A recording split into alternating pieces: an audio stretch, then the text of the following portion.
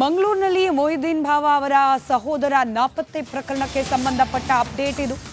ಫಲ್ಗುಣಿ ನದಿಯಲ್ಲಿ ಮುಮ್ತಾಜ್ ಅಲಿ ಅವರ ಮೃತದೇಹ ಪತ್ತೆಯಾಗಿದೆ. ನದಿಯಲ್ಲಿ ಮುಮ್ತಾಜ್ ಅಲಿ ಅವರ ಮೃತದೇಹವನ್ನು ಶೋಧ ಮಾಡಲಾಗಿದೆ. ಮಂಗಳೂರಿನ ಫಲ್ಗುಣಿ ನದಿಯಲ್ಲಿ ಅವರು ಹಾರಿ ಆತ್ಮಹತ್ಯೆಗೆ ಶರಣಾಗಿದ್ದರು. ನೆನೆಯಿಂದಲೂ ಕೂಡ ಮೃತದೇಹದ ಶೋಧ ಕಾರ್ಯ ನಡೀತಾ ಇತ್ತು. ಇದೀಗ ಅವರ ಮೃತದೇಹ ಪತ್ತೆಯಾಗಿದೆ ಅನ್ನೋ ಮಾಹಿತಿ ಲಭ್ಯವಾಗ್ತಾ ಇದೆ. ಸ್ಥಳದಲ್ಲಿ ಸಂಬಂಧಿಕರು ಕುಟುಂಬಸ್ಥರ ಆಕ್ರಂದನ ಮುಗಿಲು ಮುಟ್ಟಿದೆ. 2 ದಿನಗಳಿಂದ ನದಿಯಲ್ಲಿ ಶೋಧ ಕಾರ್ಯ ನಡೀತಾ ಇತ್ತು. ದೃಶ್ಯದಲ್ಲಿ ಗಮನಿಸ್ತಾ ಇದ್ದೀರಿ, ಮೊಹಿದ್ದೀನ್ ಭಾವ ಅವರ ಸಹೋದರ ಮುಮ್ತಾಜ್ ಅಲಿ ಕಾರನ್ನ ಸೇತುವೆ ಬಳಿಯಲ್ಲಿ ಬಿಟ್ಟು ನದಿಗೆ ಹಾರಿ ಆತ್ಮಹತ್ಯೆಗೆ ಶರಣಾಗಿದ್ರು. ಮನೆಯಲ್ಲೂ ಕೂಡ ಆತ್ಮಹತ್ಯೆ ಮಾಡ್ಕೊಳ್ತಿರೋದಾಗಿ ತಿಳಿಸಿ ಹೋಗಿದ್ರು ಅನ್ನೋ ಮಾಹಿತಿ. ಅದರ ಆಧಾರದ ಮೇಲೇನೆ ಶೋಧ ಕಾರ್ಯವನ್ನ ನಿನ್ನೆಯಿಂದಲೂ ನಡೆಸಲಾಗ್ತಾ ಇತ್ತು. ಇದೀಗ ಅವರ ಮೃತದೇಹ ಸತತ ಶೋಧ ಕಾರ್ಯದ ಬಳಿಕ ಲಭ್ಯವಾಗಿದೆ. ಸ್ಥಳದಲ್ಲೇ ಕುಟುಂಬಸ್ಥರು, ಸ್ನೇಹಿತರು, ಆಪ್ತರು ಎಲ್ಲರೂ ಕೂಡ ಇರೋದು. ಅವರ ಆಕ್ರಂದನ ಅಕ್ಷರಶಃ ಮುಗಿಲು ಮುಟ್ಟಿದೆ.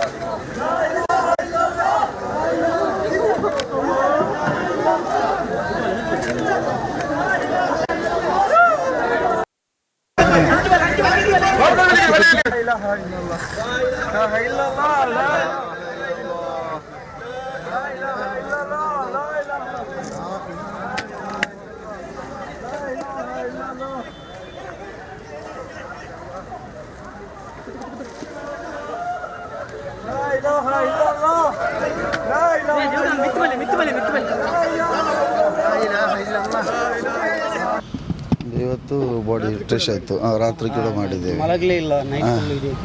ಮತ್ತು ಅಲ್ಲಿ ಬ್ರಿಡ್ಜಿ ಲಾಸ್ಟ್ ಇಲ್ಲಿ ಉಂಟಲ್ಲ, ಸೆಕೆಂಡ್ ಬ್ರಿಡ್ಜಿಯ ತುದಿ ಸೈಡಲ್ಲಿ ಸ್ವಲ್ಪ ಇದು ಬಾಡಿ ಟ್ರೆಶ್ ಆಯಿತು. ಅಲ್ಲಿ ಅವರಿಗೆ ಬರುವಾಗ ಸ್ವಲ್ಪ ಬಾಡಿದು ತಲೆ ಕಾಣಿಸ್ತಾ ಇತ್ತು. ಮತ್ತು ಹೋಗಿ ನಾವು ಇದು ಮಾಡಿ ಬಾಡಿ ಕೊಟ್ಟೆ. ಸ್ವಲ್ಪ ಫ್ಲೋಟಿಂಗ್ ಮೇಲೆ ಸ್ವಲ್ಪ ಬರ್ತಾ ಇತ್ತು, ಸ್ವಲ್ಪ ತಲೆಯ ಭಾಗ ಸ್ವಲ್ಪ ಕಾಣ್ತಾ ಇತ್ತು.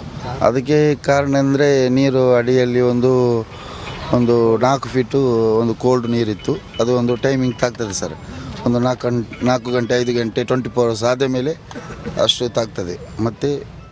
ಮತ್ತಷ್ಟು ಡೀಟೇಲ್ಸ್ ನಮ್ಮ ಪ್ರತಿನಿಧಿ ದಿನೇಶ್ ನೀಡ್ತಾ ಹೋಗ್ತಾರೆ. ನೇರ ಸಂಪರ್ಕದಲ್ಲಿದ್ದಾರೆ ದಿನೇಶ್. ಸತತ ಶೋಧ ಕಾರ್ಯ ನಿನ್ನೆಯಿಂದಲೂ ಕೂಡ ಕಡೆಗೂ ಮೃತದೇಹ ಪತ್ತೆಯಾಗಿದೆ.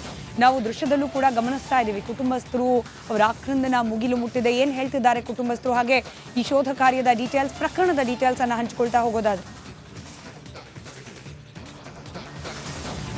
ಸ್ಮಿತಾ, 2 ದಿನಗಳ ಕಾಲ ಸತತ ನಿರಂತರವಾಗಿ ಏನು ಶೋಧ ಕಾರ್ಯದ ಬಳಿಕ ಇವತ್ತು ಈಗ ಒಂದು ಸದ್ಯ ಕೆಲವು ನಿಮಿಷದ ಹಿಂದೆ ಈ ಮೃತದೇಹ ಸಿಕ್ಕಿರುವಂಥದ್ದು ಕುಳೂರಿನ ಫಲ್ಗುಣಿ ನದಿಯಲ್ಲಿ. ನೀವೀಗ ದೃಶ್ಯದಲ್ಲಿ ಗಮನಿಸ್ಬೋದು, ಈ ಫಲ್ಗುಣಿ ನದಿಗೆ ನಿನ್ನೆ ಬೆಳ್ಳಂಬೆಳಗ್ಗೆ ಅಂದರೆ 3 ಗಂಟೆ ಸುಮಾರಿಗೆ ಅವರು ಹಾರಿದ್ರು, ಆತ್ಮಹತ್ಯೆ ಮಾಡಿಕೊಂಡಿದ್ರು. ಸತತ 2 ದಿನಗಳ ಕಾಲ ನಿನ್ನೆ ರಾತ್ರಿಯೂ ಕೂಡ ಲೈಟ್ನ ಸಹಾಯದಿಂದ ಕೆಲವೊಂದಿಷ್ಟು ಅಂದರೆ NDRF ಪಡೆ ಹುಡುಕಾಟ ನಡೆಸಿತ್ತು. ಸತತ ಕಾರ್ಯಾಚರಣೆಯ ಬಳಿಕ ಇವತ್ತು ಮೃತದೇಹ ಈ ಒಂದು ಏನು ಹೊಸ ಬ್ರಿಡ್ಜ್ನ ಕಾಮಗಾರಿಯ ಅಡಿಯ ಪಿಲ್ಲರ್ನಲ್ಲಿ ಸಿಕ್ಕಿ ಹಾಕಿಕೊಂಡಿತ್ತು. ಸದ್ಯ ಜಾಕೀರ್ ಹುಸೇನ್ ಅವರು ಇದನ್ನು ಫೈಂಡ್ ಔಟ್ ಮಾಡಿ ಈಗಾಗಲೇ ಮೇಲ್ಗಡೆ ತಂದಿರುವಂಥದ್ದು. NDRF, ಅಗ್ನಿಶಾಮಕ ದಳ, SDRF ಜೊತೆಗೆ ಸ್ಥಳೀಯ ಮುಳುಗು ತಜ್ಞರು ಕೂಡ ನಿರಂತರವಾಗಿ ಶೋಧ ಕಾರ್ಯವನ್ನು ಮಾಡ್ತಾ ಇದ್ರು. ಇವತ್ತು ಸದ್ಯ ಮೃತದೇಹವು ಸಿಕ್ಕಿರುವಂಥದ್ದು. ಅಂದರೆ ಮುಳುಗು ತಜ್ಞರು ಈ ಒಂದು ಮೃತದೇಹವನ್ನು ಐಡೆಂಟಿಫೈ ಮಾಡಿರುವಂಥದ್ದು. ಅಂದರೆ ಅವರಿಗೆ ಒಂದಷ್ಟು ನೀರಿನ ಬಗ್ಗೆ ಅನುಭವವಿರುತ್ತೆ, ಒಂದಷ್ಟು ಎಲ್ಲಿ ಸಿಕ್ಕಿ ಹಾಕಿಕೊಂಡಿರ್ಬೋದು, ಯಾವ ಜಾಗದಿಂದ ಹಾರಿದ್ರೆ ಎಲ್ಲಿ ಸಿಕ್ಕ ಹಾಕಿಕೊಂಡಿರ್ಬೋದು ಮತ್ತು ಎಷ್ಟು ಹೊತ್ತಿನ ನಂತರ ಏನು ದೇಹ ಏನಿದೆ ಅದು ಮೇಲೆ ಬರುತ್ತೆ, ಒಂದಷ್ಟು ಮಾಹಿತಿ ಇರುತ್ತೆ. ಆ ಮಾಹಿತಿಯನ್ನು ಆಧರಿಸಿ ಸ್ಥಳೀಯ ಮುಳುಗು ತಜ್ಞರು ಒಂದಷ್ಟು ಕಡೆಗಳಲ್ಲಿ ಅವರು ಏನು ಫೈಂಡ್ ಔಟ್ ಮಾಡಿದಂಥ ಒಂದಷ್ಟು ಕಡೆಗಳಲ್ಲಿ ಶೋಧ ಕಾರ್ಯ ಮಾಡಿದ್ರು. ಕೊನೆಗೆ ಆ ಮೃತದೇಹ ಈಗ ಈ ಹೊಸ ಬ್ರಿಡ್ಜ್ ಕಾಮಗಾರಿ ಏನು ನಡೆಯುತ್ತೆ ಈ ಒಂದು ತೆಳಭಾಗದಲ್ಲಿ ಈಗ ಮೃತದೇಹ ಸಿಕ್ಕಿರುವಂಥದ್ದು. ಸದ್ಯ ಮೃತದೇಹವನ್ನು ಮೇಲಕ್ಕೆ ತಂದು ಸ್ಥಳೀಯ ಆಸ್ಪತ್ರೆಗೂ ಕೂಡ ರವಾನೆ ಮಾಡಿರುವಂಥದ್ದು. ಶವ ಪರೀಕ್ಷೆಗಾಗಿ ಅಲ್ಲಿಗೆ ತೆಗೆದುಕೊಂಡು ಹೋಗಿರುವಂಥದ್ದು.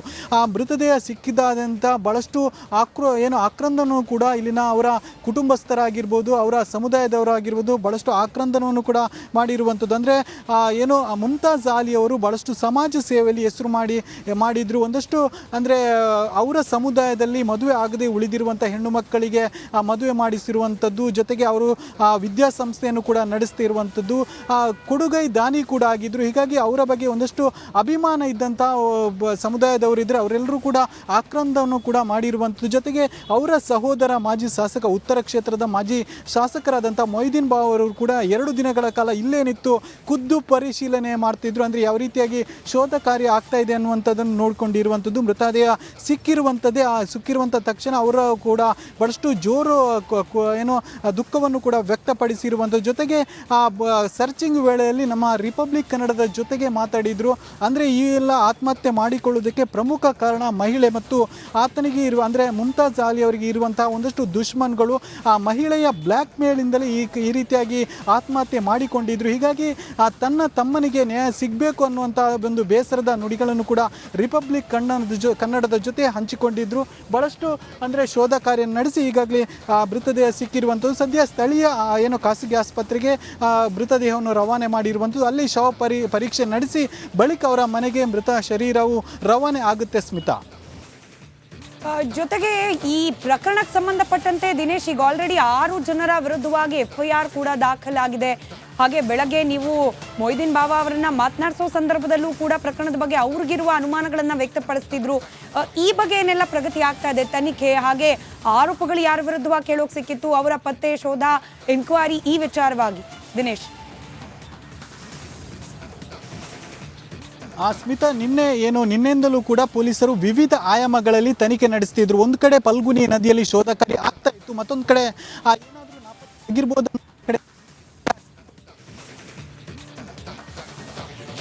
ಸಂಪರ್ಕ ಸಾಧ್ಯವಾಗ್ತಾ ಇಲ್ಲ. ನಮ್ಮ ಪ್ರತಿನಿಧಿ ದಿನೇಶ್ ಮಾಹಿತಿ ನೀಡ್ತಾ ಇದ್ರು ಸ್ಥಳದಿಂದ. ಈಗಷ್ಟೇ ಫಲ್ಗುಣಿ ನದಿಯಲ್ಲಿ ಮುಮ್ತಾಜ್ ಅಲಿ ಅವರ ಮೃತದೇಹ ಪತ್ತೆಯಾಗಿದೆ.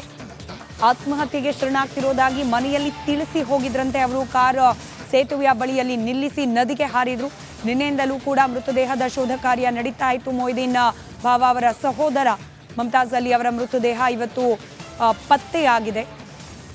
ಅವರದ್ದೇ ವಿದ್ಯಾಸಂಸ್ಥೆಯ ಶಿಕ್ಷಕಿ ಒಳಗೊಂಡಂತೆ 6 ಜನರ ವಿರುದ್ಧ ಈ ಪ್ರಕರಣದಲ್ಲಿ FIR ದಾಖಲಾಗಿದೆ. ಆತ್ಮಹತ್ಯೆಗೆ ಪ್ರಚೋದನೆಯನ್ನ ನೀಡಿದ್ರು ಅನ್ನೋ ಆಧಾರದ ಮೇಲೆ ದೂರು ದಾಖಲಾಗಿರೋದು. ಓರ್ವ ಮಹಿಳೆ ಸೇರಿದಂತೆ ಒಟ್ಟು 6 ಮಂದಿಯ ವಿರುದ್ಧ FIR ದಾಖಲಾಗಿದೆ. ಮಂಗಳೂರಿನ ಕಾವೂರು ಠಾಣೆಯಲ್ಲಿ ಮುಮ್ತಾಜ್ ಅಲಿ ಅವರ ಸಹೋದರನೇ ದೂರು ದಾಖಲು ಮಾಡಿದ್ರು. ಮಹಿಳೆಯನ್ನ ಬಳಸಿಕೊಂಡು ಆತ್ಮಹತ್ಯೆಗೆ ಪ್ರಚೋದನೆ ನೀಡಿದ್ರು ಅಂತ ಹೇಳಿ ಮುಮ್ತಾಜ್ ಅಲಿ ಅವರ ಸಹೋದರ ಹೈದರ್ ದೂರನ್ನ ದಾಖಲಿಸಿದ್ರು. 2024 ಜುಲೈನಿಂದ ಈವರೆಗೆ ಬರೋಬ್ಬರಿ 50 ಲಕ್ಷ ಹಣವನ್ನ ಇವರು ಪಡ್ಕೊಂಡಿದ್ದಾರೆ. ಬ್ಲ್ಯಾಕ್ ಮೇಲ್ ಮಾಡಿ 25 ಲಕ್ಷವನ್ನ ಚೆಕ್ ರೂಪದಲ್ಲೇ ನೀಡಲಾಗಿದೆ. ಸಾಕಷ್ಟು ಹಣ ಸುಲಿಗೆ ಮಾಡಿದ್ದಾರೆ. ಮರ್ಯಾದೆಗೆ ಅಂಜಿ ಮತ್ತಷ್ಟು ಹಣವನ್ನ ನೀಡೋಕ್ ಆಗದೆ ಒತ್ತಡಕ್ಕೆ ಒಳಪಟ್ಟು ಇಂಥ ನಿರ್ಧಾರಕ್ಕೆ ಬಂದಿದ್ದಾರೆ.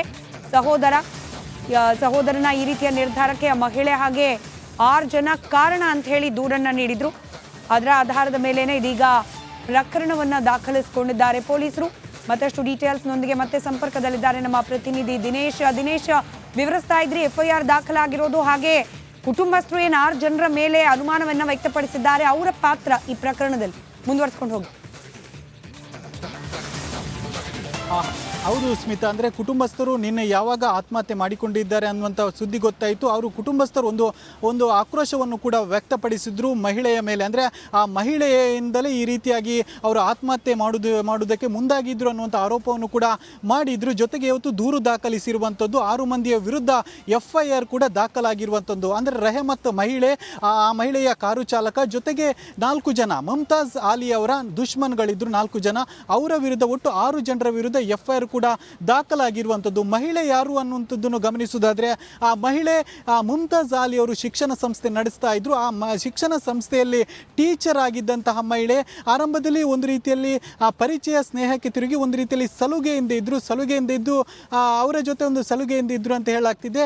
ಅದನ್ನೇ ಎನ್ಕ್ಯಾಶ್ ಮಾಡಿಕೊಂಡಿರುವಂತಹ ಮುಮ್ತಾಜ್ ಅಲಿಯವರ ವೈಮನಸ್ಸು ಇದ್ದಂತಹ ನಾಲ್ವರು ಆ ಮಹಿಳೆಯ ಹಿಂದೆ ನಿಂತ್ಕೊಂಡು ಮಹಿಳೆಗೆ ಬೆಂಬಲ ಕೊಟ್ಕೊಂಡು ಆ ಮಹಿಳೆಯನ್ನು ಬಳಸಿಕೊಂಡು ನಿರಂತರವಾಗಿ 6 ಮಂದಿ ಕೂಡ ಟಾರ್ಚರ್ ಮಾಡ್ತಾ ಇದ್ರು ಅನ್ನುವಂಥ ಆರೋಪ ಆಗಿರುವಂಥದ್ದು. ಅಂದರೆ ಮಹಿಳೆಯಿಂದಲೂ ಬೇರೆ ಬೇರೆ ರೀತಿಯಲ್ಲಿ ವಿವಿಧ ರೀತಿಯಲ್ಲಿ ಟಾರ್ಚರ್ ಮಾಡ್ತಾ ಇದ್ರು. ಒಂದು ವಿಡಿಯೋ ಕೂಡ ಇತ್ತು ಅಂತ ಹೇಳಲಾಗ್ತಿದೆ. ಆ ವಿಡಿಯೋವನ್ನು ಮುಂದೆ ಇಟ್ಕೊಂಡು ಟಾರ್ಚರ್ ಮಾಡ್ತಾ ಇದ್ರು. ಜೊತೆಗೆ ಆ ಮಹಿಳೆ ಮದುವೆ ಆಗಬೇಕು ಅನ್ನುವಂಥ ಒತ್ತಡವನ್ನು ಕೂಡ ತಂದಿದ್ರು ಅಂತ ಹೇಳಲಾಗ್ತಿದೆ.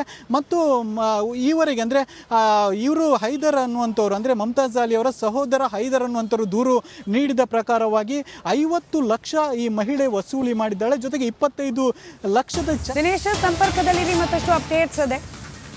ಇದೇ ಪ್ರಕರಣಕ್ಕೆ ಸಂಬಂಧಪಟ್ಟಂತೆ ಮಾಜಿ MLA ಮೊಹಿದ್ದೀನ್ ಭಾವ ಅವರ ಸಹೋದರ ಮುಮ್ತಾಜ್ ಅಲಿ ಆತ್ಮಹತ್ಯೆ ಪ್ರಕರಣಕ್ಕೆ ಓರ್ವ ಮಹಿಳೆ ಸೇರಿದಂತೆ ಒಟ್ಟು 6 ಮಂದಿ ವಿರುದ್ಧ FIR ದಾಖಲಾಗಿದೆ. ಮಂಗಳೂರಿನ ಕಾವೂರು ಪೊಲೀಸ್ ಸ್ಟೇಷನ್ನಲ್ಲಿ ದಾಖಲಾಗಿರುವ ದೂರಿದು. ಮಹಿಳೆ ರೆಹಮತ್, ಅಬ್ದುಲ್ ಸತ್ತಾರ್, ಶಾಫಿ, ಮುಸ್ತಫಾ, ಶೋಯೇಬ್ ಹಾಗೆ ಸಿರಾಜ್ ಈ 6 ಜನರ ವಿರುದ್ಧವಾಗಿ FIR ದಾಖಲಾಗಿದೆ. ಮಹಿಳೆಯನ್ನ ಬಳಸಿಕೊಂಡು ಆತ್ಮಹತ್ಯೆಗೆ ಪ್ರಚೋದನೆಯನ್ನ ನೀಡಿದ್ದಾರೆ ಅಂತ ಹೇಳಿ ದೂರಿನಲ್ಲಿ ಉಲ್ಲೇಖ ಮಾಡಲಾಗಿದೆ. ವಿದ್ಯಾಸಂಸ್ಥೆ ಮುಮ್ತಾಜ್ ಅಲಿ ಅವರೇ ನಡೆಸ್ತಾ ಇದ್ದ ಶಿಕ್ಷಣ ಸಂಸ್ಥೆಯಲ್ಲಿ ಕಾರ್ಯನಿರ್ವಹಿಸ್ತಾ ಇದ್ರು ಈ ಮಹಿಳೆ ಟೀಚರ್ ಆಗಿ ಅನ್ನೋ ಮಾಹಿತಿ ಇದೆ. ಟೀಚರ್ನ ಟಾರ್ಚರ್ನಿಂದಾಗಿಯೇ ಆತ್ಮಹತ್ಯೆಯಂತಹ ನಿರ್ಧಾರಕ್ಕೆ ಬಂದ್ರ ಮುಮ್ತಾಜ್ ಅಲಿ ಅವರು ಇಂಥದ್ದೇ ಅನುಮಾನವನ್ನ ವ್ಯಕ್ತಪಡಿಸಿದ್ದಾರೆ ಕುಟುಂಬಸ್ಥರು. ಡೀಟೇಲ್ಸ್ ನಮ್ಮ ಪ್ರತಿನಿಧಿ ದಿನೇಶ್ ನೀಡ್ತಾ ಇದ್ರು. ದಿನೇಶ್, ಕುಟುಂಬಸ್ಥರ ಆರೋಪ ಏನು? ಯಾವ ರೀತಿ ಟಾರ್ಚರ್, ಆತ್ಮಹತ್ಯೆ ಮಾಡಿಕೊಳ್ಳುವಂತಹ ಒತ್ತಡಗಳು ಏನಿತ್ತು ಅಂತ ಹೇಳಿ ಮುಮ್ತಾಜ್ ಅಲಿ ಅವರು?